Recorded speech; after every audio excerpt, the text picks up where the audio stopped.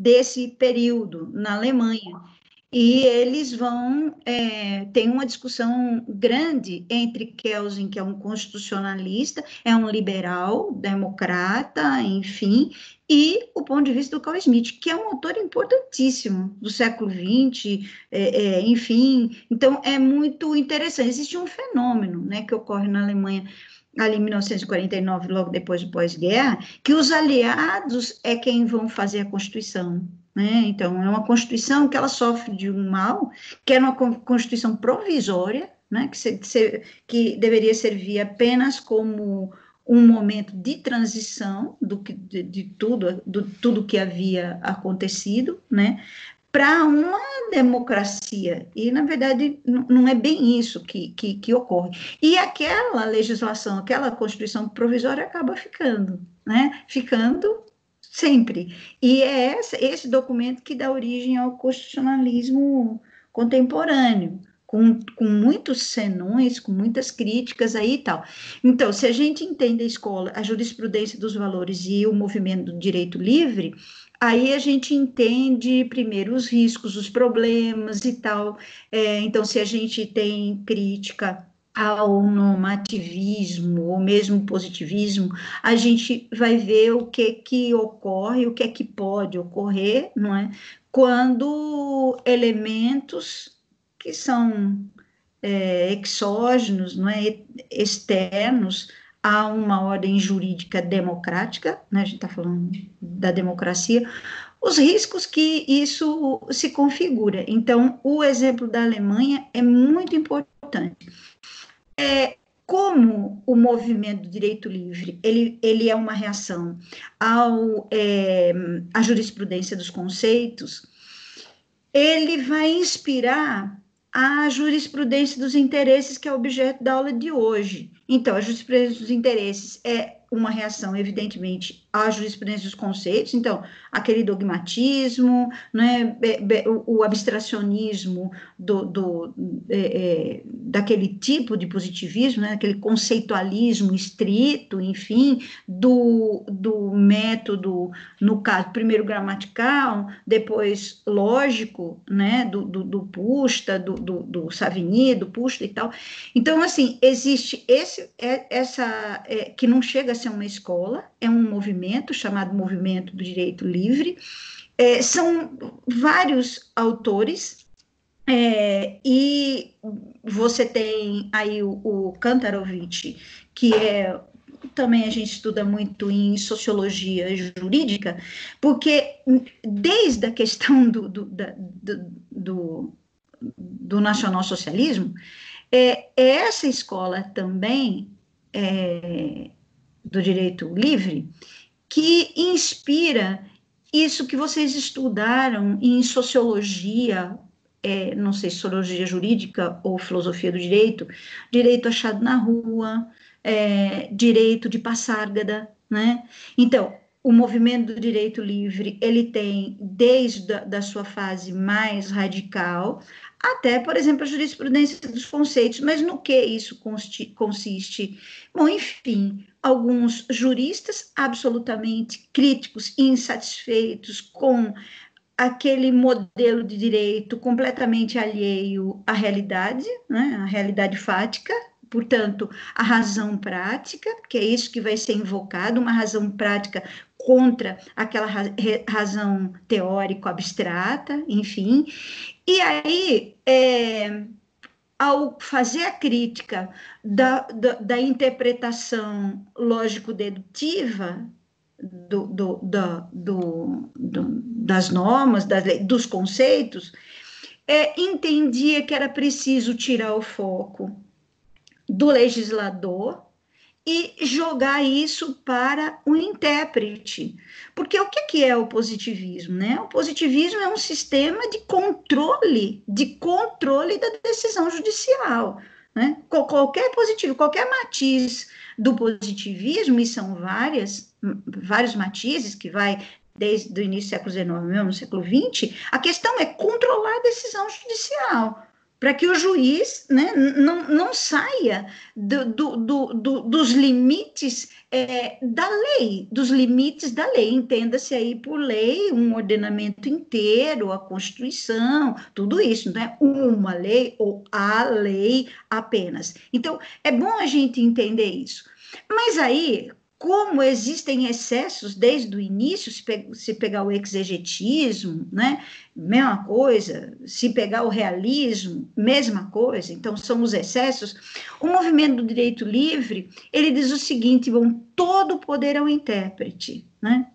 Todo o poder ao intérprete, porque primeiro é ele quem decide o caso, e aí diante da lacuna, importante dizer isso, né? Trata-se dos problemas das lacunas do direito, né? Se o legislador não disse, ele tem, deve ter toda a autorização e autoridade para decidir o caso segundo as suas convicções, as suas convicções. Quando a gente fala isso, a gente diz o seguinte, bom, realmente, que maluquice. E se as suas convicções forem contra a lei, ainda assim? Então, a parte mais radical da jurisprudência, desculpe, do movimento livre, era que o juiz, diante de uma lacuna, ele poderia decidir segundo o seu livre convencimento, né, e, portanto, a sua consciência, sem que isso, na opinião deles, isso não colocaria em risco o... Lud? Sim, Lud, pode falar. É o seguinte, com o movimento do direito livre, isso de uma certa forma não causava um certo desconforto, porque, por exemplo, isso pode levar a uma segurança jurídica. Lud, só um pouquinho. Tua voz está bem, assim, não está clara. Está me ouvindo agora? Melhor. Então, com esse movimento do direito livre, isso não poderia levar a uma insegurança jurídica a partir do momento que as suas convicções podem ir, inclusive, de encontro ao ordenamento jurídico vigente? Então, é exatamente essa questão que, na verdade, eu enxertei esse problema, é o movimento de direito livre na aula de hoje, que seria jurisprudência, que é jurisprudência dos interesses e dos valores, porque e foi uma coisa engraçadíssima, porque lendo, desde quando eu recebi esse livro, eu estou lendo ele, estou tentando chegar até o final, porque eu estou me lembrando, estava conversando com Bruna hoje, isso parece que eu estou dentro da minha sala de direito há quantos mil anos atrás, né? Vendo um velho professor de direito processual civil, falando sobre os sistemas de prova, né, no direito brasileiro, quando ainda, e por isso que, na verdade, eu parei hoje o dia todo, né? Deixei algumas coisas para lá, de outras disciplinas e tal, pensando em pedir alguma análise disso para vocês, porque aí eu perguntei à Bruna, que já está no 8º semestre, se ela tinha visto isso em alguma disciplina, ela disse que não, porque o texto traz, e eu me lembrava como se estivesse numa sala de aula da PUC, vendo meu velho professor falando sobre o movimento livre, numa aula de processo civil, a propósito de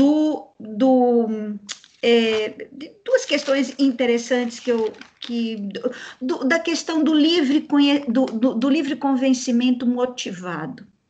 Alguém já estudou isso em alguma disciplina? Vocês já estudaram o livro Convencimento Motivado? Ainda não, a gente ainda não, professora. Não, provavelmente não, e provavelmente também não vão. Deveriam, mas não vão.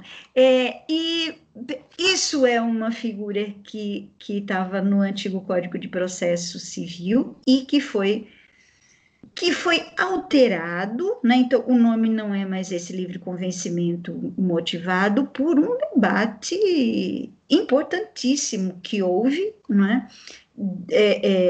O Paulo Pimenta, o deputado que foi o relator, então, o deputado com o Lênio, né? Então, toda a cruzada do Lênio tem muito a ver com isso, um debate entre ele e Fred Didier, igualmente, sobre essa questão, E aí ele mostra como essa figura perniciosa, né, até o nome, mesmo você não sabendo o significado disso, o que significa no sistema de provas do direito brasileiro, o que significava isso no antigo Código Civil? Livre convencimento motivado, né? Eu acho que pelas aulas de hermenêutica que você pouco tempo que a gente tem para falar de hermenêutica jurídica no curso de Direito, 30 horas, né? Já falar em livre convencimento hoje já lhe deixa com um pé atrás. Quando você vai estudar isso, então eu estava pensando em pedir alguma coisa, uma pequena reflexão sobre isso, pegando ali alguns textos do Conjuro do Lênio, e mesmo Humberto Dávila, um outro doutrinador, que é muito importante, e ele dizendo, olha, no fundo tiraram, mas isso, boa noite, isso continua presente no direito brasileiro, Ludmila, e eu estou falando isso porque esse livro é sensacional, porque ele faz a gente se lembrar disso. Eu me lembrei por quê que o meu professor chamava atenção para o problema da escola, são aulas clássicas do curso de Direito, né? Eu tive um curso clássico. Clássico por quê? Primeiro, era um curso duro, muito duro, de aulas muito duras, que exigiam muito, quer saber se você podia, não podia, sabia, você não assistia a aula, corria para a biblioteca, metia as caras lá e problema, se vira, né? Porque os professores vinham de São Paulo, da PUC de São Paulo, não tinham tempo a perder, chegavam, sentavam, normalmente abriam um livro, falavam e tal, enfim, imagina, você estudar hermenêutica numa aula de processo civil, isso é absolutamente extraordinário e tal, um professor que tinha estudado na Itália, que era muito amigo do Canotilho, aquela coisa toda. E aí eu disse, poxa, mas por que eu tinha isso? Por que eu tinha estudado tanto? Claro, estudei depois, quando me envolvi com direito alternativo, claro que eu tinha que estudar movimento do direito livre. Então, esse texto que eu postei, Lud, que você deve ter lido, ou não, talvez não tenha dado tempo de vocês lerem, porque eu avisei depois, a Flávia, enfim, ele traz, porque, veja, esses textos aqui, eles são, pô, ela fica. Mas se você pegar, por exemplo, a Margarida, que tem um livro sobre isso, se você pegar Carlos Maximiliano, se pegar qualquer livro de hermenêutica jurídica, mas se você pegar um Caulares, que é o clássico dos clássicos da hermenêutica jurídica, porque ele fala sobre esse livro aqui, esse é um livro clássico, é Metodologia da Ciência do Direito, Caulares, enfim, que ele é um adepto da jurisprudência dos valores, mas qualquer livro de hermenêutica, que é um Lênio, e cita ele direto. Eu tenho esse livro faz muito tempo, para IED, para uma série de coisas. Enfim, um livro antigo.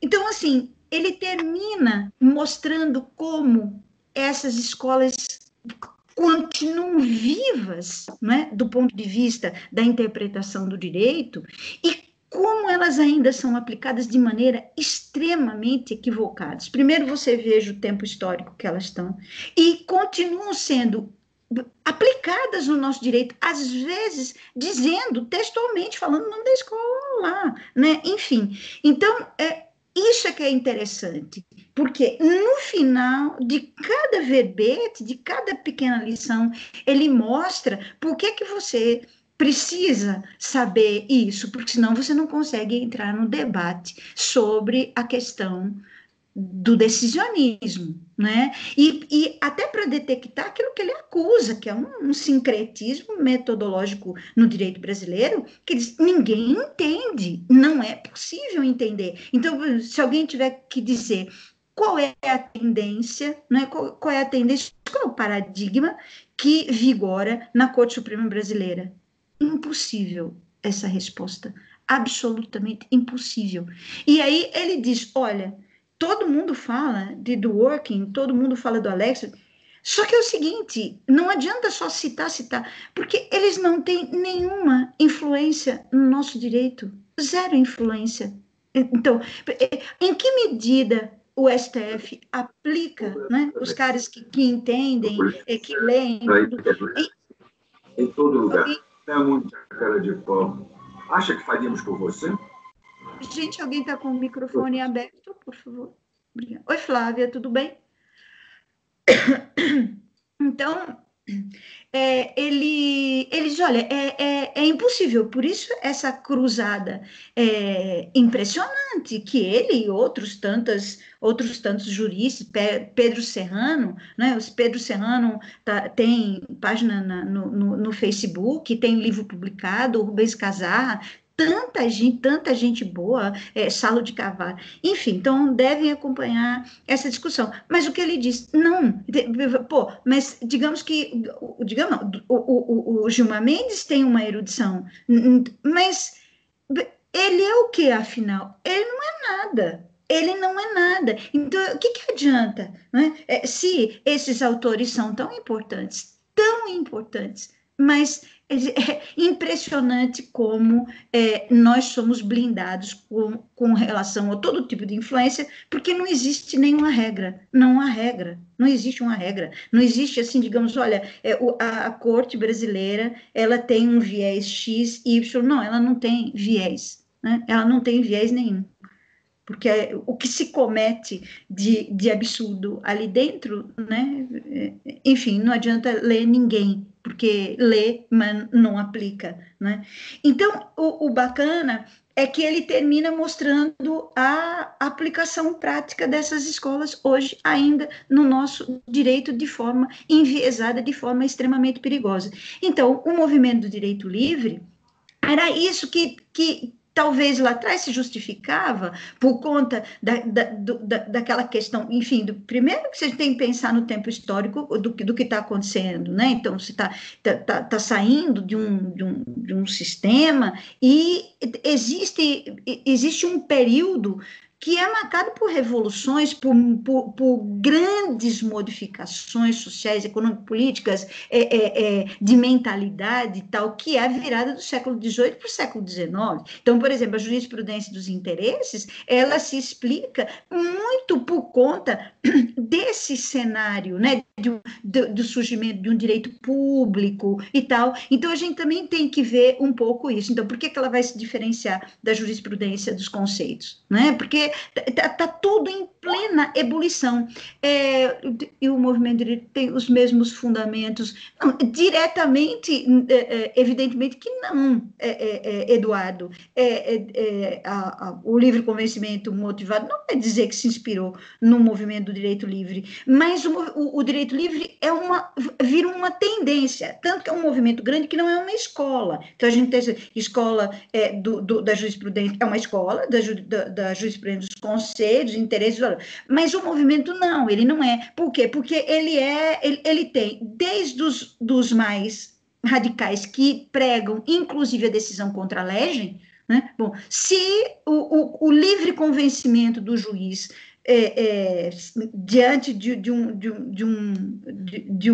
um silêncio da lei, se ele contrariar princípios, paciência.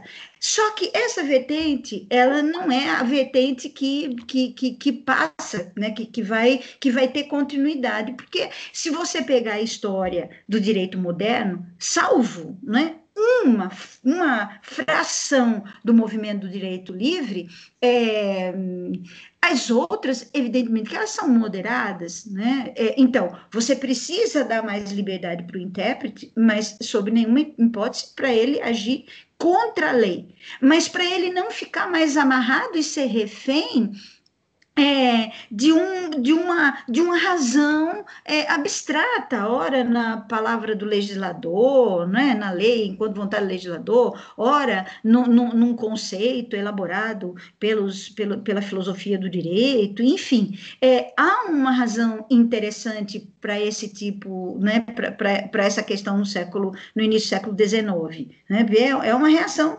àquele direito, digamos, fundado numa razão abstrata, né? Numa razão abstrata. Por exemplo, alguns autores da escola, principalmente o Kantarovich, né? Mas você tem o Kaufmann também, enfim, o Kaufmann tem uma frase que é legal, porque isso são as minhas aulas de direito, velhas aulas de direito. Olha, essa jurisprudência dos conceitos, por exemplo, pouco valor tem para a prática jurídica, né? Para a prática jurídica. Então, tinha muita gente preocupada com a prática. E aí, se você pensar, qual é mesmo a importância desses conceitos para a prática jurídica? Então, ele diz o seguinte, não adianta ficar, né, elaborando essas coisas todas, porque ele diz o seguinte, num único gesto do legislador, né, bibliotecas inteiras, né, viram papel de bibliotecas jurídicas inteiras, viram papel de embrulho, né? Então, o que adianta essas teorias todas, não sei o que e tal? Porque o direito é isso, o direito é uma prática, né?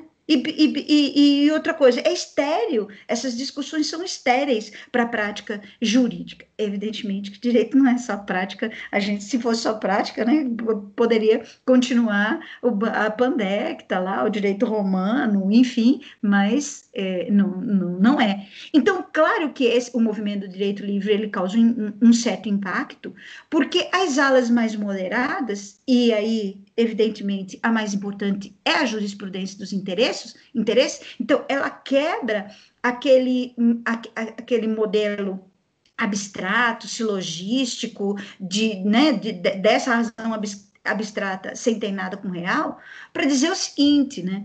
A lei, ela é resultado de digamos assim, de uma atitude volitiva do legislador, no sentido de que, qual é a base, né, da elaboração da lei? O que a lei expressa? A lei expressa os interesses em conflito de uma determinada sociedade. Então, o legislador, né, ao analisar os interesses em conflitos na sociedade, ele elege, né, um interesse que merece ser, digamos, que merece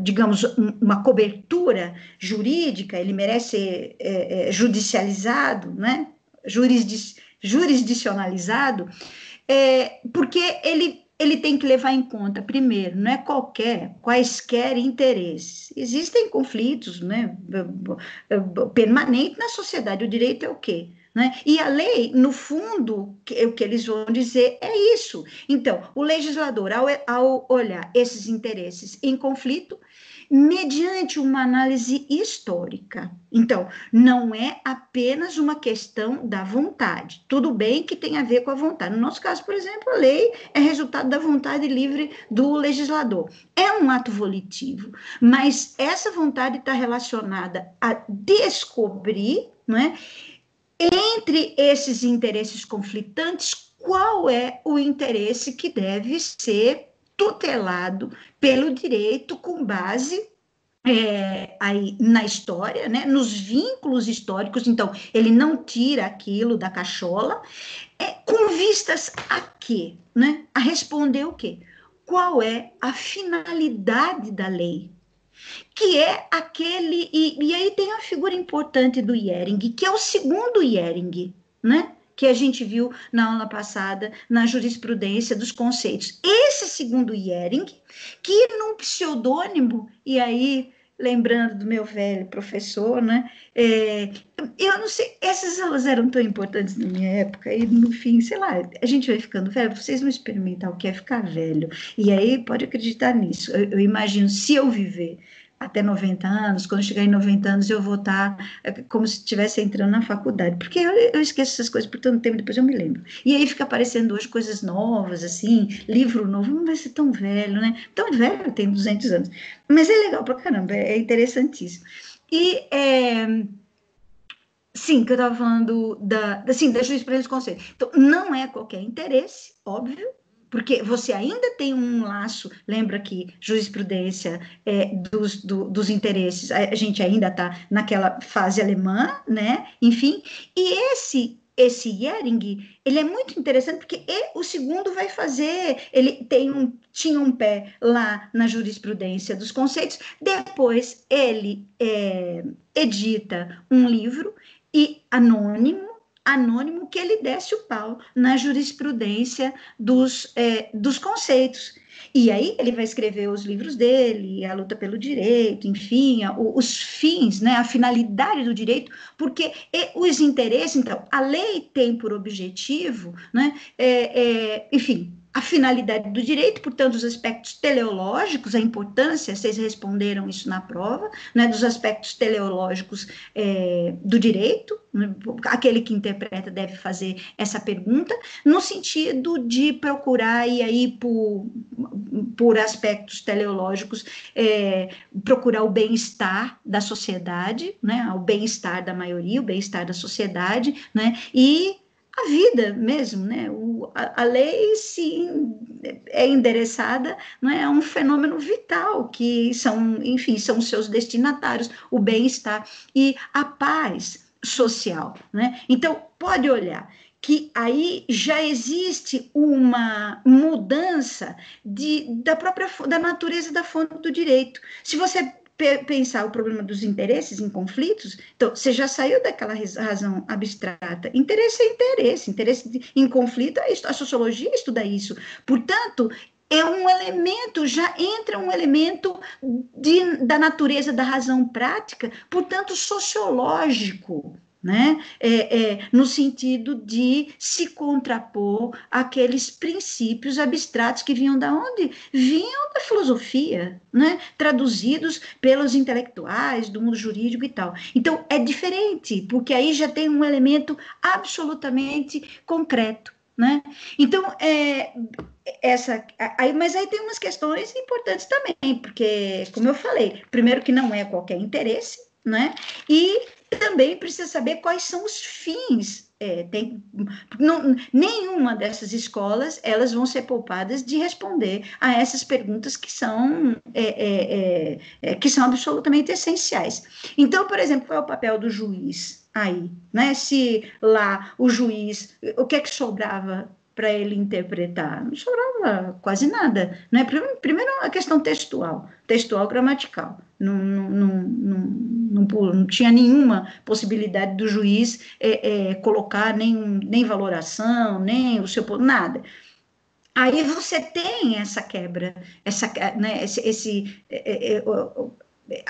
o movimento de direitos livres que abala, né, um pouco essa estrutura. Então, no caso da jurisprudência de interesses, o papel do juiz ele se encontra submisso à lei, presta atenção nessa questão, né?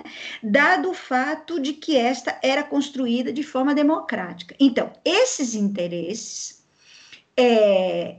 só o interesse que prevalecia era o interesse que era tutelado pelo direito. Então, a lei, a subsunção continua.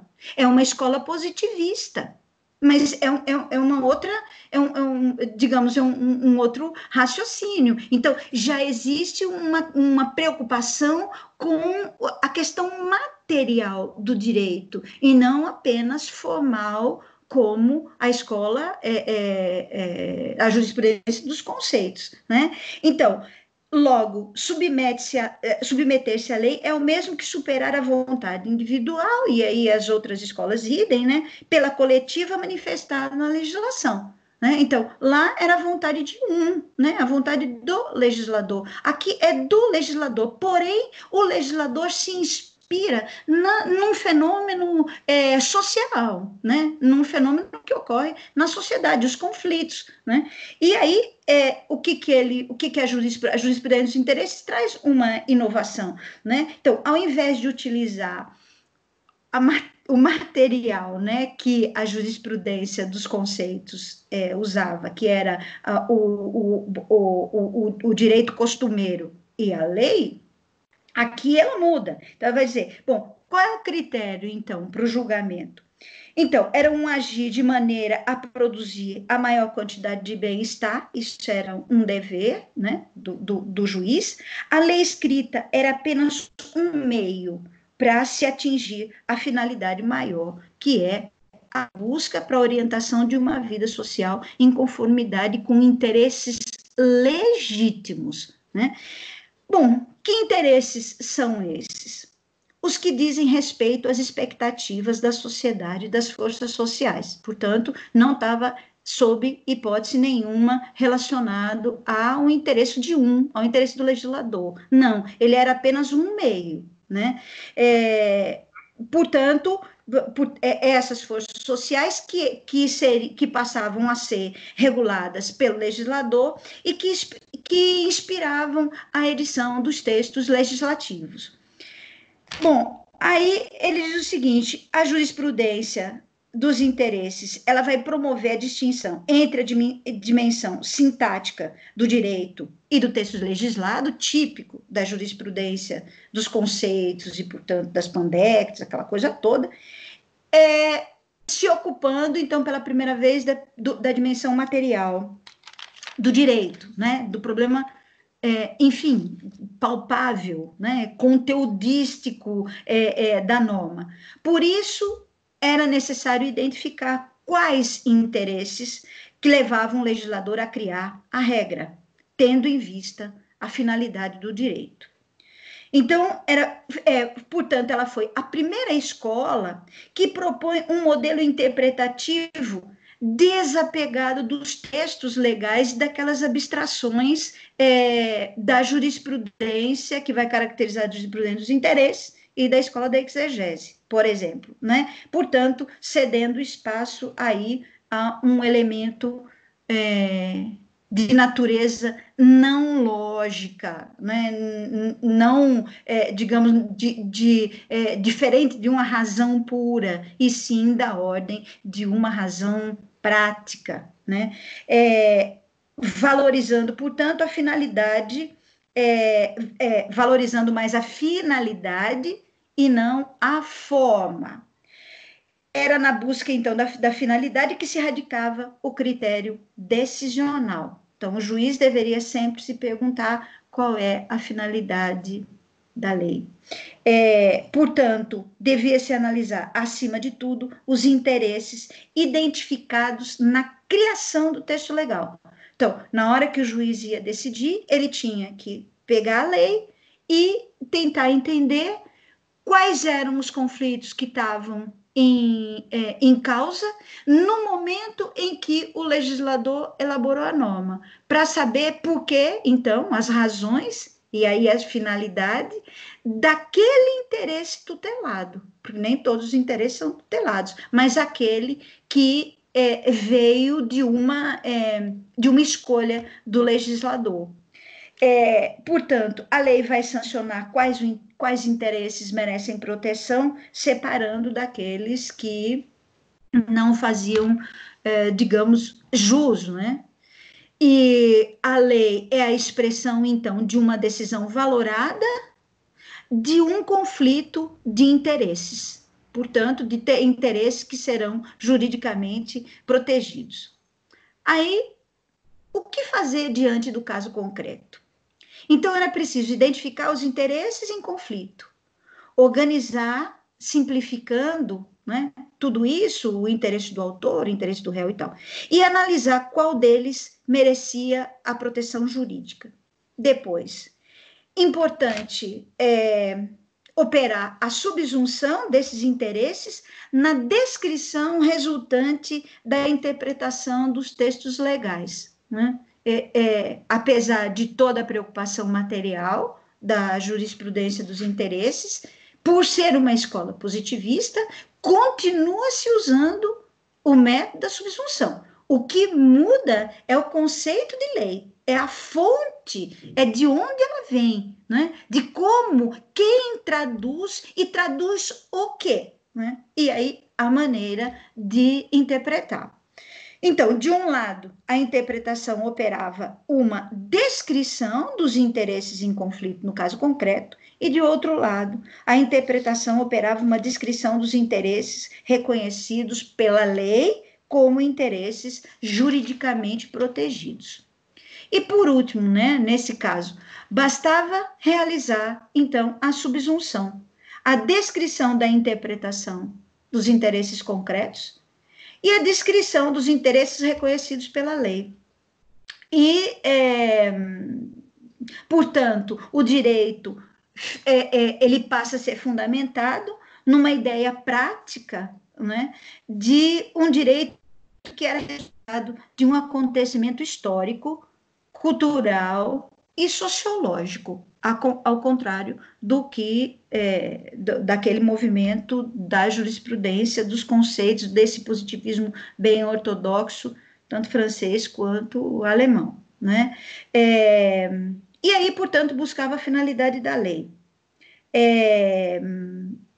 Ela, então, configura a primeira proposta translegal, só lembrando, então, que, ainda que inspirada no direito livre, e, digamos, dando muito mais margem, né, de manobra e de liberdade ao intérprete, mas ainda fixado na questão da lei, né, ainda apegada à lei, né.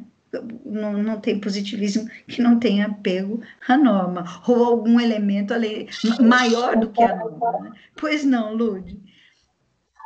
Então, o aspecto sociológico da jurisprudência dos interesses, ela está ligada à interpretação do juiz ou necessariamente a esse viés do legislador?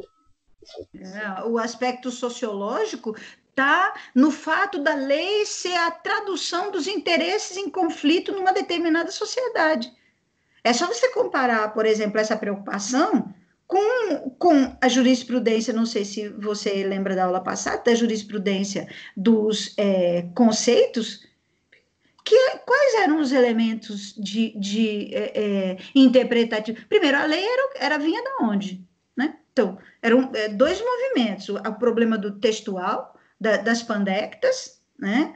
Que era o objeto de estudo dos juristas, então, ficar o tempo inteiro estudando direito romano, estudando aquele direito formular, né? Porque o direito romano não é feito de lei, mas feito de fórmulas que decidem os casos, enfim, que aí o texto até bem lembra que a jurisprudência dos conceitos, o que se chama de pandecta se parece com a nossa súmula, né? Porque a pandecta é isso, quando o Justiniano faz o código, não é um código de leis, mas de fórmulas que decidem. Como era o direito romano? Era um direito formular, não é formular, de jurisprudência. Eu falei na aula passada, né, que os alemães se orgulham de terem, da recepção, deles terem se mantido absolutamente fiéis ao modelo do direito romano do ponto de vista castiço, o que não ocorre, por exemplo, com o Código de Napoleão, porque, então, por qual a razão dos precedentes no common law, né? O direito romano.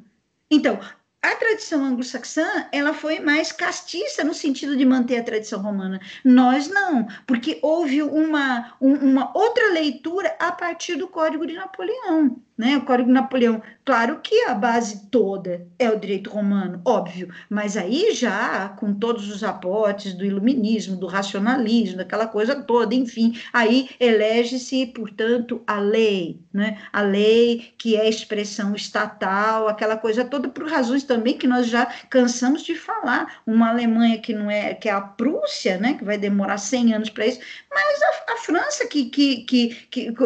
né, que já depois da Revolução Francesa, já implantando o capitalismo, o modelo liberal burguês, aquela coisa, a necessidade de unificar o direito, enfim. Então, a gente não pode esquecer do pano de fundo histórico que justifica essas duas tradições, o mesmo direito romano, mesmíssimo, né? Porque é o grande legado dos romanos para nós, mas como os alemães vão permanecer muito fiéis, né? Aquela que vai dar nos precedentes, no common law, e o nosso caso, né? Que aí a importância da lei, daquelas características que vimos da lei em ED, a lei abstrata, genérica, impessoal, a necessidade da publicidade, mas lembrando que A Alemanha não é a França no mesmo período. Se você for ver lá, início do século XIX, a Alemanha, putz, nada a ver com o que está acontecendo na França. Então, por isso que,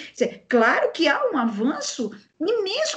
Bom, a codificação desencadeia todas as outras codificações e força a codificação da Alemanha, como a nossa, como de todo mundo, no final do século XIX. Se não há condições, no nosso caso, no século XVIII, do século XIX, o que é o Brasil no século XIX? Ainda um país escravocrata, como vai unificar? Que direito? Que não tinha nem direito para unificar, porque aquela legislação portuguesa, né? Só com o fim da escravidão, com o advento da República. Importantíssimo isso, não tem esse direito sem república, no nosso caso, né? Tanto que a monarquia continuou, por exemplo, na Inglaterra, que o sistema é o common law. Então, não houve nenhum choque entre aquele modelo e, por exemplo, a monarquia. Eles conviveram como convivem, são republicanos, né? Mas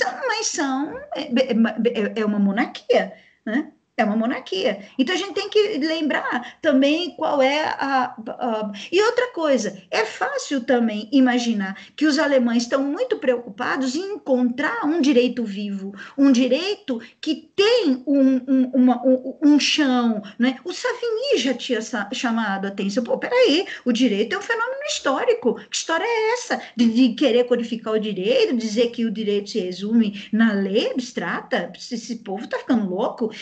Claro que aí a necessidade de sistematização de textos antigos, né, que precisavam, já em função de todas as transformações que ocorria na Europa de um modo geral, fruto exatamente da era das revoluções, a Revolução Industrial, a Revolução Francesa, a Primavera dos Povos, importantíssimo, né? Por que é tão rico o século XIX? Por que a gente tem que começar sociologia, a gente começa século XIX, filosofia, tá bom, começa em Aristóteles, mas é basicamente a partir de Kant, sociologia jurídica, século XIX, antropologia, século XIX, né? Direito, século XIX, você não, tá bom, você estuda lá história de direito, um pouco Grécia, Roma, não sei o quê, mas ciência política, que é uma ciência para estudar o Estado moderno, porque o nó está nessa ruptura entre a ordem antiga e o surgimento da modernidade, que não é fácil, não. A gente ainda vive os problemas da implementação de um outro mundo, um mundo que tem um tempo distinto daquele mundo medieval, né, que o tempo passava lentamente, um período em que, digamos, as pessoas viviam a maioria no campo, né? Enfim, muda tudo com a Revolução Industrial, muda mais ainda com a Revolução Francesa, né? Então, nós conhecemos um sistema que é marcado pela velocidade, pelo estranhamento. Vocês devem ter estudado Weber, né? Então, o Weber fala desse mundo, dessa racionalidade que dirige esse mundo capitalista, individualista, burguês e tal, essa mecânica dessa razão abstrata, né? Enfim, que a gente pede. Então, aí você tem o quê? A vida nas grandes cidades, então, o fenômeno que isso é o século XIX, que vai, digamos, que é o boom, né, demográfico nas grandes cidades, que é o fenômeno das grandes cidades. Não tinha grande cidade na Idade Média, pelo amor de Deus, tudo feio, tudo pequenininho, e você tinha o centro político ali. Pega Paris, século XVIII, Jesus, e Londres, século XVIII. O que são essas cidades? Então, a partir da Revolução Industrial e depois da Revolução Francesa, é como se, enfim, como se o mundo inteiro caísse, e aí as pessoas estão tentando ali ver o que é que... Agora, são tradições diferentes, mas é muito importante, porque são duas tradições que contam a nossa história, a história do nosso direito, da nossa prática jurídica, porque que é assim, cada um com as suas particularidades, por que a gente estuda isso, por conta da colonização, por causa dos portugueses, porque se a gente tivesse tido um direito originário, né, um direito que, né, não tivesse a ver com... Agora, aqui demorou, a gente só vai ter a nossa lei em 1900. Então, a codificação é inevitável. Isso é o mérito dos franceses, eles sacaram...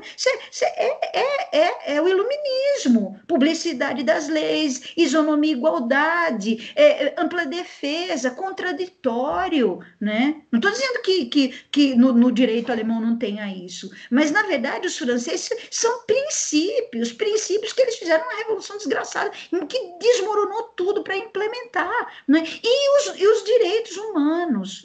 Bom, por exemplo, Savigny não tá... O Savigny foi um grande civilista, talvez um dos maiores, né, da história mais moderna.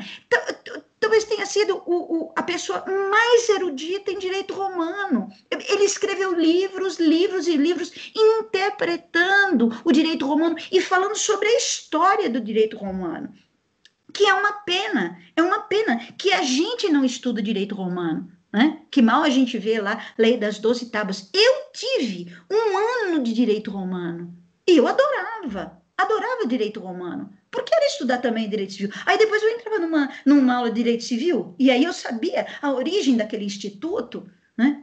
Um instituto que nasceu em Roma.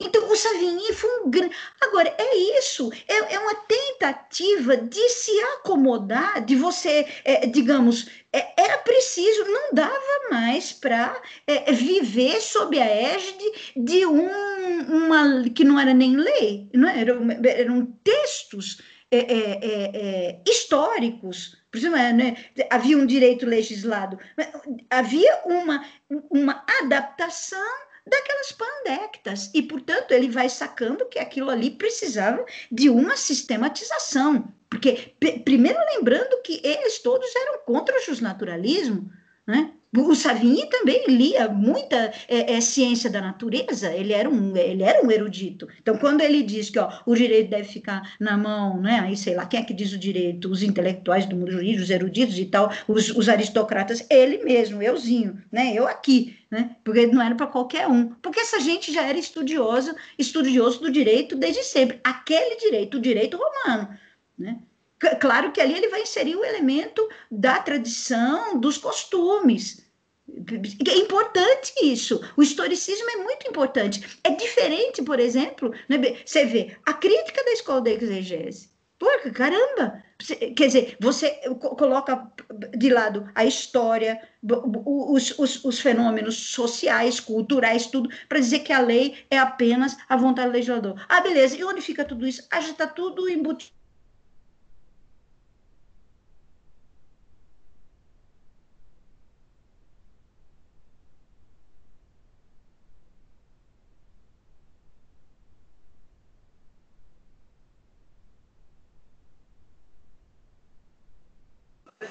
Travou, professora.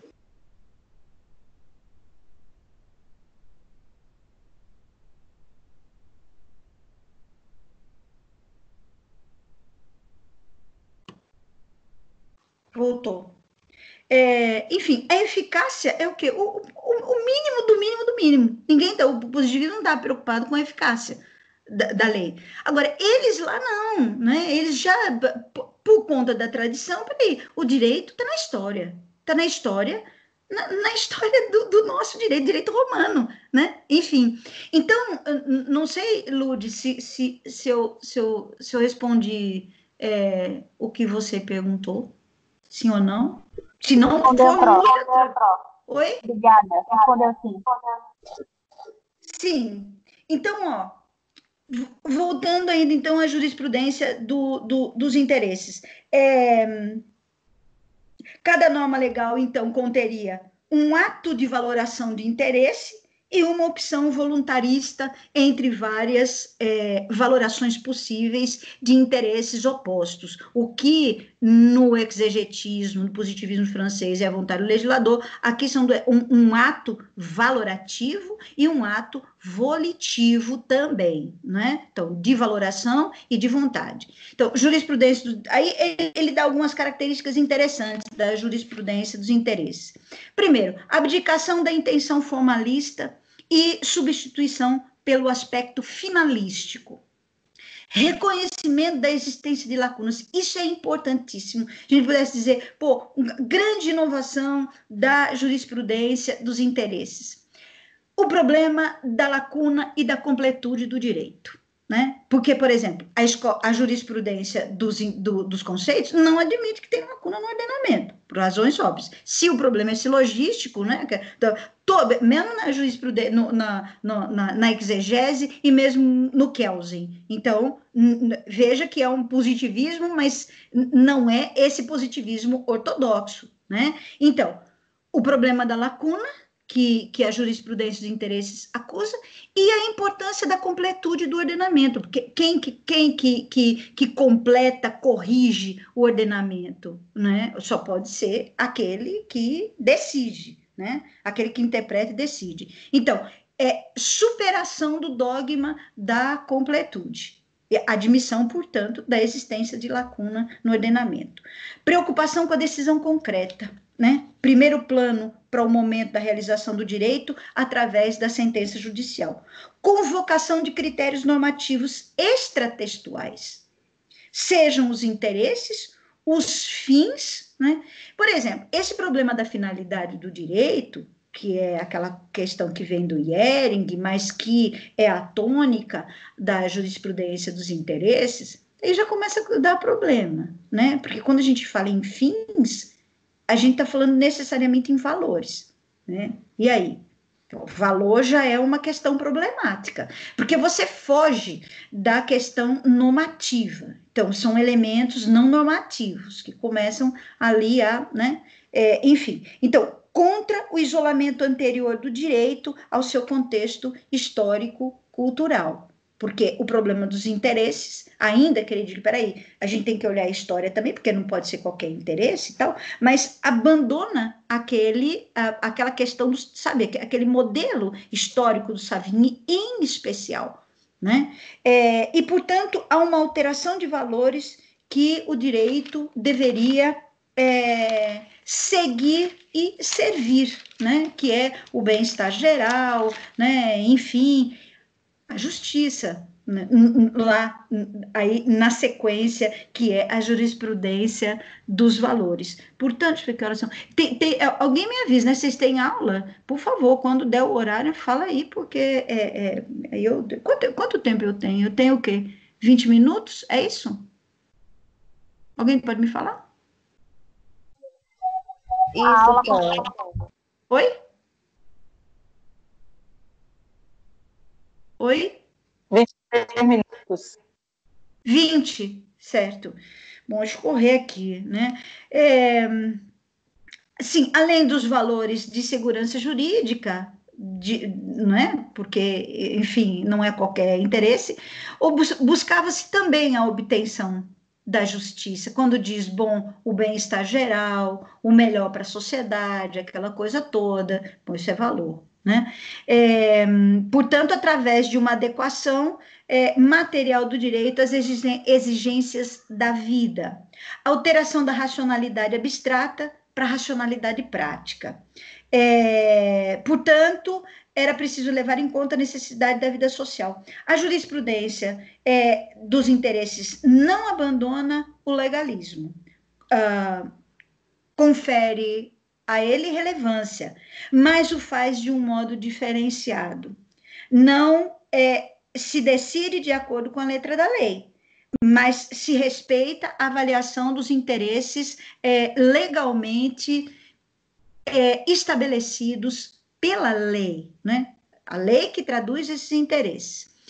Portanto, propõe um outro tipo de interpretação, não utilizando a dedução, né, própria do historicismo, aquela coisa dos conceitos, dos primeiros conceitos, mas da análise dos valores legais e sua extensão a casos não previstos.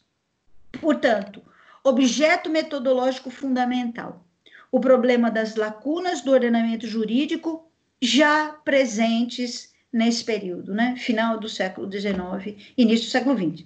Mas isso não é, nem precisa ser novidade, porque é claro que aquela utopia não podia durar quase nada, porque o direito não é ciência da natureza.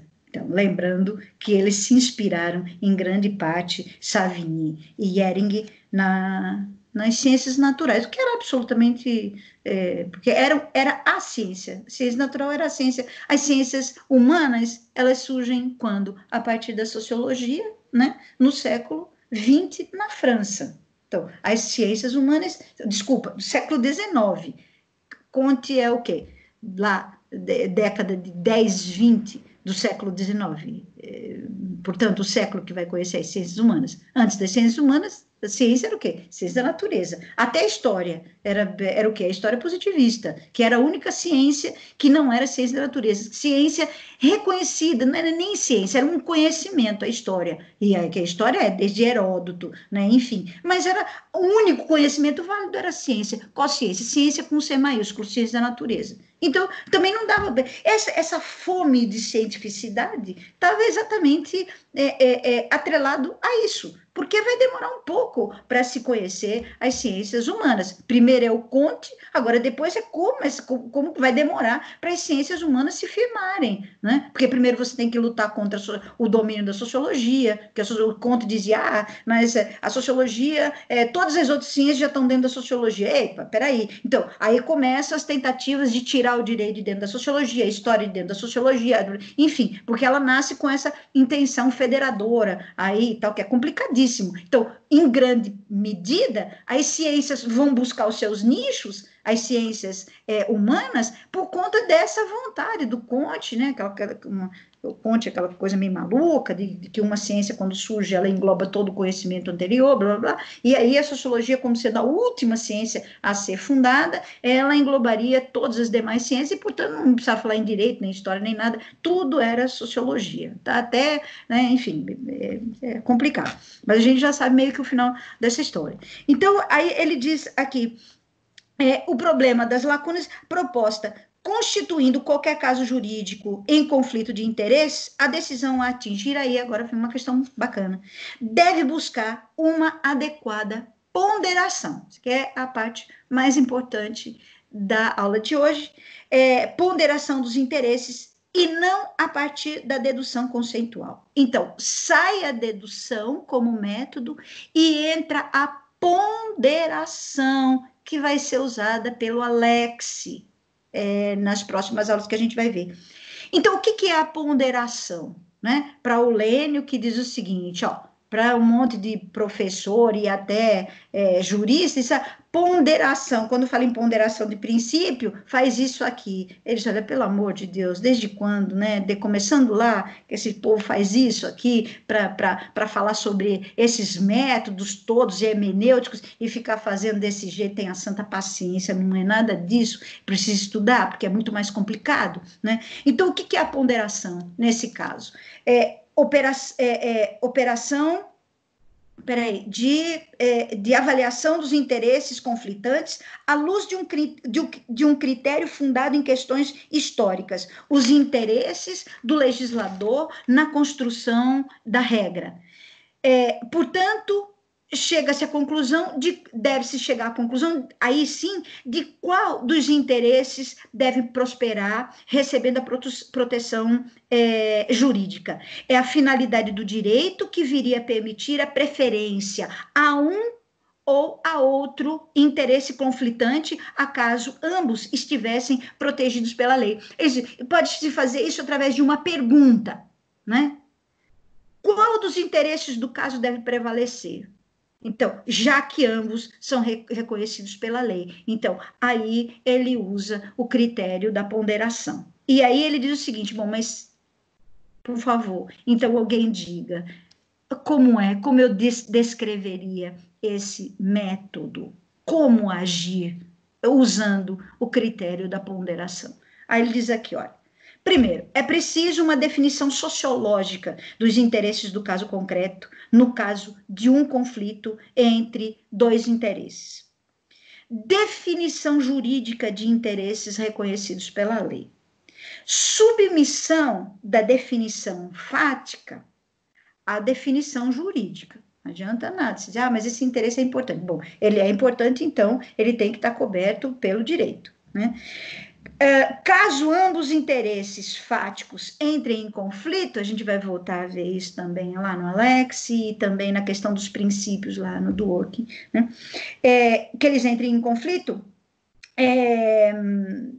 na definição jurídica de interesses juridicamente protegidos, então recorre-se à ponderação de interesses. Escolhe-se o interesse da definição fática que melhor realize a finalidade do direito. Bom, claro que a partir daí começa a vir as críticas, né? Porque quem define qual é a finalidade do direito? Quem define, né? Essa palavra não é uma palavra, isso é filosófico, né? Isso tem natureza filosófica, consequentemente política. Aí, qual é, né? Diante da pergunta qual dos interesses do caso deve prevalecer, a resposta é aquele que mais representa uma expressão da realização da finalidade do direito, e como finalidade do direito, entenda-se, então, a promoção do bem-estar, da vida social e da vida plena, né? Aí, esse tipo de decisão exige argumentação, que é aquilo também que a gente vai ver lá no Alex, que a gente vai ver com relação, que não é a mesma coisa, mas que tem a ver com o problema dos princípios. Então, tá bom, o fato da finalidade não ser um conceito normativo, né, ela é importante, porque, por exemplo, é claro que o juiz hoje, imagina, um juiz diante de um caso, ele acho que até dá o caso aqui de não sei se é nesse que ele fala do aborto, se não me engano, no texto do Leonardo, na ausência de uma lei, numa dúvida, levando em conta a importância, por exemplo, do caso e a repercussão social que aquilo pode ter, não tem como, é claro que o juiz decide dentro da lei, mas não é legítimo perguntar qual é a finalidade do direito? Essa pergunta não dá ao intérprete uma série de munições que não estão na ordem da dogmática, mas que são importantes, pode não ser o fator mais o relevante, mas é aquele que pode orientar a decisão mais adequada. Do que adianta a gente estudar o direito se não pergunta qual é a sua finalidade? O problema são as respostas para isso, né? Qual é a finalidade do direito? Não está escrito. Você tem aí princípios no código, mas assim, a finalidade do direito porque o direito é isso. Se você não disser, bom, eu posso pressupor, mas você pode pressupor errado, e aí é um problema. Portanto, esse tipo de decisão exige argumentação, que é coisa que falta, né? Que é a mesma coisa, o problema dos princípios. Os princípios você precisa argumentar, né? Mas aí que o Lênio fala, essa argumentação hoje vem sendo substituída por jurisprudências e, portanto, né? Enfim. Então, aí está até acabando. Então, a jurisprudência dos conceitos, resumindo um pouco, né? Pautada na luta de interesses em conflitos numa sociedade, fruto de um viés sociológico do direito que encontra grande ressonância também nos dias de hoje, né? Busca pela finalidade no plano argumentativo e decisório, né? Aí ele diz, bom, claro que essa busca finalística ou teleológica, ela se assemelha a um fundamento político, muito mais a um fundamento político que jurídico. Claro, toda vez que você sai disso, você cai no problema, nos perigos, né? De uma coisa que não trabalha com o binômio lícito e ilícito. Você sai dos aspectos deontológicos que caracterizam o direito, né, e cai nos aspectos teleológicos. Aspecto teleológico são os aspectos filosóficos, são importantes, mas não são eles a decidirem questões jurídicas, né? E, portanto, abre fonte para o ativismo judicial. O Kelsen, que evidentemente bebeu muitíssimo em todas essas fontes, dialogou imensamente com o final do século XVIII, século XIX, ele vai dizer, bom, Isso aí não tem critério nenhum, né? Essa escola não tem qual é o critério, não quer dizer, bom, felicidade do povo, bem-estar de todo mundo, aspecto da finalidade da lei, blá, blá. Então, ele é um crítico, óbvio, e, portanto, não pode, critério, não tem um critério objetivo, e os critérios não podem, esses critérios propostos não podem ser extraídos de uma norma interpretada, está fora da racionalidade. Então, mas a jurisprudência dos interesses rompe com o ideário argumentativo e decisório das concepções anteriores. De uma certa forma, tem lá a sua importância, claro, porque ela propõe, então, uma maior abertura do direito escrito à realidade da vida, sem sair, no entanto, do texto legal. E, portanto, substituir o método decisório, lógico, subjuntivo pela ponderação dos interesses. 49, eu tenho quantos minutos? 50, 5 minutos, porque não posso deixar passar a jurisprudência dos valores, que é mais fácil. Ela é uma continuação da jurisprudência dos interesses, né? Ela está muito relacionada a um movimento importante, o neocantismo, muito importante do século XX, né? Porque é uma volta ao Kant e tal, a concepção de direito do Kant, tanto que vai influenciar Kelsen também, né? Enfim, de onde ele tira a questão do dever ser, aquela coisa toda. A escola de Marburgo, que é uma escola importante, Dr. Reale dominou perfeitamente, teve diálogos com representantes lá da escola, aquela coisa toda. E que tem no Stamler, se você se lembra da aula Direito e Moral, lá naquele texto está escrito Stamler, que ele vai contestar a ideia do direito como sendo a característica fundamental do direito, o uso da força, enfim, muito importante, é um tridimensionalista, tal. Então, o que eles dizem? Então, o Radbruch, também, muito importante teoria tridimensional do direito. O que a jurisprudência dos valores sustenta? Que o direito sustentava um direito distinto do ideário legalista, então, mais uma escola crítica do positivismo, tanto exegético quanto da jurisprudência dos conceitos, muito que vai influenciar Reale, aqui no Brasil, e sustentava que o direito deixava de ser concebido como lei para ser considerado uma ordem positiva dos valores. Vocês já viram essa expressão no tridimensionalismo do Reale. O direito é fato, valor, norma, mas também valor enquanto uma ordem positiva de valores. E aí ele vai explicar toda essa questão dos valores. Então, fim do juiz boca da lei, né? Positivista, enfim, que passava a decidir, orientar, e que passava, então, a decidir segundo valores, e além daquilo que estava no texto legal. O Colares, que é um dos representantes importantes dessa escola, enfim. Ponto comum, a criação do direito deve ser orientado pelos valores culturais presentes numa dada sociedade. Nem todo direito advém da liberdade que possui o legislador. Há algo que lhe escapa, os valores. E quem capta os valores? O intérprete, né? Com isso, ultrapassava-se o exegetismo, ia-se além dos textos. Abria-se espaço para a razão prática, mais uma vez. Fazia-se ressurgir o nexo existente entre ética e direito e cria-se um ambiente para a virada kantiana, porque, enfim, ética é um problema, né? Então, aquelas questões, a questão da razão prática do Kant, que estuda a conduta humana, ética, direito e moral. Então, bem como o resgate dos direitos fundamentais e da justiça. Algumas advertências. A jurisprudência dos interesses buscava a finalidade do direito, portanto, finalidade e aspectos teleológicos. A jurisprudência dos valores é um pensamento voltado para os valores de uma determinada sociedade. A jurisprudência dos interesses, o intérprete voltava-se à ponderação de interesses que levavam à construção do texto legislativo. A jurisprudência dos valores foca no órgão julgador.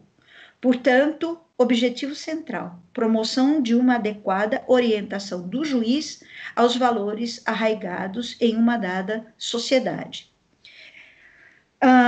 Aí, os problemas, jurisprudência dos valores, quando a gente fala em valor, é preciso chamar atenção para a fluidez desse conceito, né? Vimos desde o primeiro semestre, mas será a forma de conceber o direito no pós-1945, portanto, no pós-guerra, né?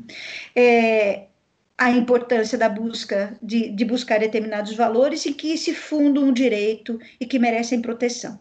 A proteção era de controle das decisões. Daí você tem, então, o papel da lei fundamental alemã, então, dessa Constituição elaborada pelos aliados, que vai aí merecer crítica, por exemplo, do Habermas, porque essa Constituição ela vai se sobrepor. E outra, o problema da interpretação dessa Constituição, uma interpretação completamente aberta, né?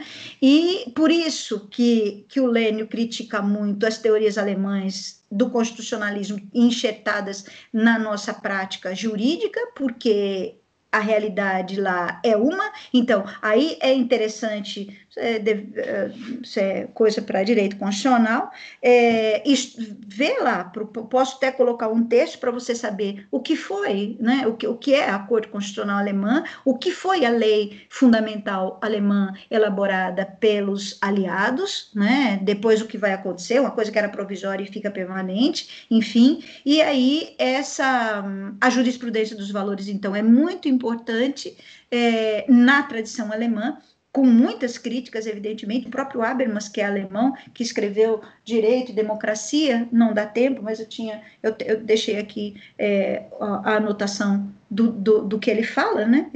Crítica incisiva à jurisprudência dos valores, com laço na experiência malograda do Tribunal Constitucional Alemão, né? A atribuição livre de valores pelo juiz lhe confere poder acima de qualquer racionalidade, né? Então, com a jurisprudência dos valores, a Corte Constitucional Alemã torna-se um poder absoluto e limitado que se permite brincar com a supremacia da Constituição. Ela é muito polêmica, muita gente que acha que é legal e aí quer copiar, como no nosso caso. E algumas pessoas, como, enfim, o Habermas e tantos outros que vão... Só que não é de uma maneira simplista. Estou correndo aqui, porque realmente não dá para ver tudo isso. E aí, a crítica, né? A jurisprudência dos valores seria, então, um engodo do poder burocrático que coloniza o mundo da vida, atribuindo a seu favor, como um canto de sereias, as cortes constitucionais. Porque o problema dos valores é esse, né? Então, você invocar um valor e contrapor um valor a uma norma, né? A lei, realmente é complicado. Portanto, por considerar que o direito é uma ordem de valores, retira o seu papel deontológico e insere a perspectiva teleológica. E, portanto, coloca aí, em grande medida, o problema da discricionariedade atualmente. O intérprete, quando usa, né, os valores, o Lênio diz, e aí tantos outros, é um modo de esconder suas razões pessoais, né? Primeiro ele decide, depois ele vai arrumar aí alguma coisa para justificar por que decidiu daquela maneira, né? Como ele diz assim, decido e depois fundamento, né? E em relação à ponderação, deve levar em conta a intenção não dá tempo de ler. Só um minutinho, Eduardo, que eu já estou acabando aqui, só finalizando mesmo. Aí ele diz aqui, então, as decisões com base meramente nos valores, que é o problema que se invoca muito, e aí tem, Eduardo, talvez você queira falar sobre isso, dessa questão que eu falei no início da aula, né? Elas são antidemocráticas, né? Porque não é uma vez, nem duas, mas é muitas vezes, que o juiz diz, não, mas eu preciso também obedecer aos ditames da minha consciência. Isso é uma tragédia, né? Aí ele diz, bom, caráter antidemocrático, né? Porta de ingresso ao decisionismo, e que supõe, evidentemente, o enfraquecimento do texto constitucional, que é exatamente o fenômeno que a gente está assistindo hoje, né? Então, olha, é preciso ouvir as ruas, é preciso ouvir o que a sociedade... Porque a questão é o seguinte, é preciso aplicar a Constituição ainda em decisões contramajoritárias. Esse é o papel do judiciário. Não é ouvir mídia, nem opinião pública, nem coisa nenhuma. Mas aí, vai lá. Hoje é uma coisa para você estudar. Você que ficou feliz e, no fundo, claro que eu quero que o Bolsonaro se dane, mas o que foi essa atitude do Alexandre de impedir aquele crápula que o crápula quis indicar para a PF. Ele não pode fazer isso. O princípio da moralidade, o escambau A4, mas quantas coisas o Bolsonaro tem feito? Agora, essa indicação é privativa do presidente da República. Você, primeiro, o cara ele não cometeu crime nenhum. Ninguém tem bola de cristal para saber, ele assumindo a PF, o que ele vai fazer. Então, ele não pode... Você vai dizer, mas Ana, pera um pouquinho. Ele está citando uma série de princípios, em especial o princípio da moralidade. Quando ele quer, ele cita o princípio da moralidade. Mas por que ele não citou o princípio da moralidade? Ele eu não estou, pelo amor de Deus, a última coisa na minha vida é defender essa escória, essa excrescência, esse criminoso, esse genocida. Mas, é claro, você viu Alexandre de Moraes fazer alguma coisa contra o Temer, por exemplo? Você viu? Não viu. Agora ele invoca o princípio da moralidade, né? Porque agora existe mídia, existe um monte de coisa contra Bolsonaro. Por que ele não invocou esse mesmo princípio desde o primeiro dia que Bolsonaro começou a fazer bobagem, né? Então, você não pode dizer, mas é porque realmente no princípio da probidade, da moralidade, da administração pública, é claro que ele... Mas aí que está. Eu não posso dizer que porque ele é amigo pessoal do presidente que ele vai fazer bobagem. Então, há uma polêmica e os juristas progressistas dizem ele não poderia, e outra coisa, de forma monocrática. O direito é mais complicado do que... E decidir e justificar, então, beleza, princípio da moralidade. Eu também sou a favor do princípio da moralidade da administração pública, o presidente da República, enfim, não pode, né? Enfim, mas por que só agora? E quem tem bola de cristal, quem sabe, né? O cara não pode, eu não posso dizer o seguinte, olha, esse cara ele já, enfim, já lenhou, porque é claro que ele vai defender, eu acho que ele vai defender o Bolsonaro e vai defender os filhos dele, mas eu não tenho bola de cristal para saber isso. Então, procure saber, procure ver que juridicamente isso é oportunismo. Isso é oportunismo. Se bem que eu não há nada mais para falar sobre Bolsonaro. Não dá, o que é possível falar? O que é possível mais falar sobre isso? Né? Tem lá 20 e tantos pedidos de impeachment. Quem é que tem que agir? Não é exatamente o judiciário. Quem tem que agir, todo mundo sabe aqui, é o presidente da Câmara. O presidente tem 24, tudo bem, lá o Celso Mello pediu explicação, quero saber aí, esses 24 pedidos, está fazendo o que aí com esse negócio? Porque crime de responsabilidade é que não falta, né? Agora ele tem apoio popular, e não é pouco, apoio popular. Claro que o impeachment é o quê? É um hecatombe, né? E a gente não pode ficar, cada 4 anos, ao invés de votar, 4 anos tem um impeachment no Brasil. Quem aguenta? Ninguém aguenta isso, né? Enfim, então, é muito complicado. O direito não é fácil. Enfim, portanto, sim, mas é isso. O problema do direito é que ele vai, às vezes, contra as nossas convicções. Mas a lei precisa ser, porque na hora, quando, por exemplo, eles proibiram o Lula de assumir um cargo, dizendo que Dilma estava querendo dar a imunidade para... Aquilo era um absurdo, não era verdadeiro, mas fizeram, né? Contra a Constituição, contra tudo. Então, a Corte Suprema definitivamente não vem dar... As instituições estão funcionando, é mesmo? Não diga, sei. Portanto, enfraquecimento da Constituição, que é o que a gente está vendo, aí o cara monocraticamente diz, não assume.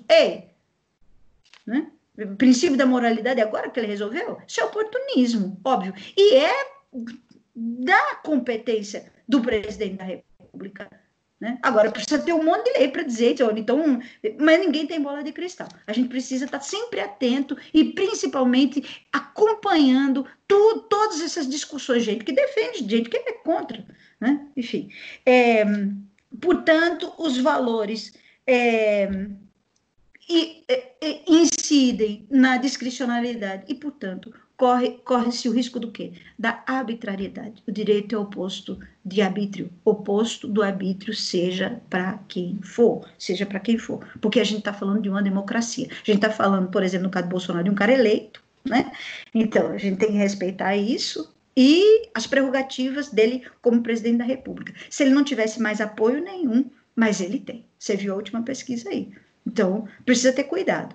Agora, crime já tem o suficiente para empichar 200 vezes. O que o Maia está esperando, aí também é o quê? É conveniência, óbvio, pensando na eleição. O direito, portanto, é um sistema regido por um código de lícito, do lícito e ilícito, e não por um código gradual fundado em preferências subjetivas. Isso não. Então, ainda isso, é preciso que o jurista tenha coragem de tomar decisões contramajoritárias, né? Ninguém deve decidir para agradar quem quer que seja. Nós temos uma Constituição e temos leis, né? E é isso que se espera do juiz, de qualquer juiz, é isso que se espera da Suprema Corte Brasileira. Agora, que está um emaranhado, um mafuá naquilo ali, não é de hoje. E vai piorar, porque Celso Mello se aposenta, deve vir aí um terrivelmente evangélico, se for esse da justiça, não sei, tanto o Barroso quanto o Gilmar saudaram, né, dizendo que é um funcionário de carreira, extremamente competente, pós-graduado, sei lá, enfim, mas pastor evangélico já fez uma fala de Deus o livre, aquilo, né? Agora tem que esperar aí, ver o que ele vai fazer. Se for como o Moro, não vai fazer coisíssima nenhuma nas questões que são tão importantes, crimes dos filhos do presidente, Marielle, tanta coisa que a gente está vivendo e faz, quer dizer, Marielle, por exemplo, né? É um símbolo internacional de resistência. Alguém, por acaso, você acha que alguém vai ser punido um dia? Quem, enquanto Bolsonaro estiver aí, nem pensar. E esse problema mais grave não é o Bolsonaro, é a sustentação política que ele ainda tem, ainda mais agora pagando os R$ 600 que ele está dizendo que foi ele, mas foi votado na Câmara, que eles queriam pagar 200, 300, sei lá, e aí ele está dizendo que foi ele, tipo o Trump, que mandou o cheque lá para o povo com a assinatura dele, não é? Enfim, não é o Estado, é ele, e aí, certamente, essa última pesquisa tem a ver com essa tragédia que você está vendo todo dia aí, essas filas na Caixa Econômica, dessas pessoas muito pobres, né, principalmente mulheres, que passam a noite inteira, às vezes com criança, e aí dá para medir a miséria do Brasil, né? Quantos milhões de pessoas ingressaram com o pedido, gente sem CPF, sem RG, sem documento, gente invisível, gente que não existe, né? E aí tá todo mundo assustado com os milhões e milhões. Ninguém sabia que tinha, eu achei que era tanto, mas não sabia eu achei que era muito, mas não que era tanto. Sei, né? Enfim, e aí tá esse problema. Se alguém acha que vai melhorar, não sei, né? Porque aí depois tem que corrigir isso do ponto de vista econômico. E aí o Guedes já falou que a solução é, enfim, os empresários aí. Certo. Então, é isso. A gente tem muitas coisas acontecendo aí com essas leis de exceção por conta da pandemia, que é bom acompanhar. Então, eu vou fazer o seguinte, não deu tempo de falar do trabalho, porque eu já passei do horário aqui, eu vou mandar um áudio para a Flávia, pedindo que vocês organizem, então, um trabalho, vou colocar coisas no Moodle, certo? E vou abrir, se acharem conveniente, não sei, não exatamente. Acharam difícil a aula de hoje? Sim ou não? Não, foi muito bom. Não, professor. todo Muito mundo bem, sabe muito bem responder explicado. o que é jurisprudência dos interesses, dos conceitos, por que é importante. O movimento do direito livre está lá, o texto, veja lá, é muito interessante aquele texto, porque ele pega esse final, entendeu? Eu vou colocar alguma coisa sobre eu já filmei do que eu já dei aula hoje, sobre o código alemão, e talvez eu peça que você faça uma pequena pesquisa, você vai gostar, sobre essa questão que tem a ver com os tipos de prova, né, do direito brasileiro, que, que tem a ver com livre convencimento motivado. E isso ensejou um grande debate, grande debate. E aí você vai pegar a questão do movimento livre. Poderia falar alguma coisa, não deu tempo, do movimento direito alternativo, inspirado, mas tem problema aí, não acho que é totalmente verdadeiro que ele, porque como eu acompanhei isso desde que estava na faculdade e tal, não acho que é exatamente isso. O Gilmar Mendes desce o pau, né, no direito alternativo, no direito achado na rua. Porra, coitado do Zé Geraldo. Zé Geraldo é um puta de um jurista e tal. É só uma sigla, mas é a preocupação com as questões reais, não é? Do direito, de uma outra possibilidade de conceituar o direito, que é o direito verdadeiro, feito na luta do povo, né? Todo dia, enfim, dos sindicatos, das organizações sociais, dos movimentos, de tudo, enfim, isso é preciso, não dá para ficar, né, naquela toga, né? Pelo amor de Deus, o tempo inteiro. Então, é injusta a crítica que ele faz. Porque ficam falando desse negócio, essa bobagem de direito achado na rua, direito alternativo. Essa nomenclatura não ela é sociológica, exatamente para chamar a atenção dos estudantes, né? Porque o direito não é só essa abstração maluca aqui, né? Ainda que isso seja critério de garantia, né? Critérios importantes de garantia, mas não é só isso, não é só, é um fenômeno da vida. A jurisprudência dos interesses tinha razão, né? O movimento livre teve razão de ser na época e teve. Agora, o tempo que a gente está vivendo é muito complicado. Então, hoje nós temos a garantia de uma legislação elaborada democraticamente, e isso precisa ser defendido pelos juristas, e não ficar aí fazendo teoria e querendo, por exemplo, reescrever no judiciário a Constituição. Isso não.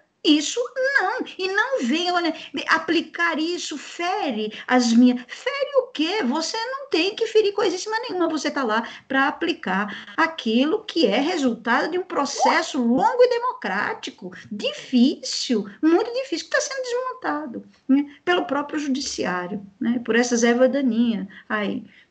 Então, eu espero que vocês leiam ainda, se não leram, aqueles textos sobre o nacionalsocialismo, sobre Kelsen, vamos resgatar Kelsen, por favor, está lá, Kelsen não tem nada a ver com nazismo, ao contrário, é o Carl Schmitt, né? Enfim, essa era uma boa discussão para fazer, acho que talvez não tenha, podia colocar um texto do Carl Schmitt, mas você precisava conhecer um pouco do Carl Schmitt, não tem curso de direito decente sem ler o debate entre o Kelsen e o Carl Schmitt, para você ver a envergadura do Kelsen, entendeu? Vamos ficar aquela pecha de que o Kelsen, norma, só nome, mais norma. Por quê? Por que isso? Né? Enfim, dê uma olhada lá e eu vou pedir, sim, um pequeno trabalho, pequeno estudo sobre isso. Eu posto no Moodle, porque aí fica mais fácil também para eu corrigir. Nada de folhas, porque eu não tenho condições. Mas aí você faz um texto bom para você estudar, por isso pode cair esse livre convencimento motivado. Isso é uma discussão sofisticada, mas isso está no nosso direito, isso dá margem a coisas absurdas, absurdas. Isso é aula de processo civil, isso é aula de direito constitucional. Então, eu vou colocar lá, vou montar amanhã de manhã com a cabeça fria, porque hoje trabalhei pra caramba, vou pedir para você de aí como você vai fazer, vou colocar os textos lá, mas aí você pode ter o tempo, talvez para a próxima semana ou a outra, enfim, coisa pequena, nada para você, mas você vai gostar de estudar, você vai ver a importância disso, certo? Passei do tempo. Gente, muito obrigada. Qualquer coisa pode me passar um zap aqui, ok? Se alguma dúvida ou quiser sugestão, enfim, mas eu vou colocar... Boa noite. amanhã, tá bom? Boa noite também para todo mundo, bom feriado. Descansem um pouco, né? E a gente se vê na próxima semana. E qualquer coisa eu falo com Flavinha, tá bom, Flávia? Tá bom, gente? Ó, beijo. Obrigada. Oi? Sobre as notas, você já vai lançar? Vocês têm a nota do Moodle? Eu tenho que lançar. E tem a nota do trabalho que eu já dei. Agora, eu nem sei onde é que eu vou lançar isso. Acho que eu tenho que lançar na caderneta eletrônica, acho. Eu vou perguntar para Paulo, porque eu não... No portal normal. No portal normal, né? É. Eu vou fazer isso, então, esse final de semana, mas vocês já têm as duas notas. Na verdade, eu vi por cima a sua nota no Moodle, e aí eu já vou ver e já lanço lá para vocês, ok? Mas todo mundo foi bem. Ok, obrigada. Tá bom? Tá. Bom fim de semana. Obrigada. Você também.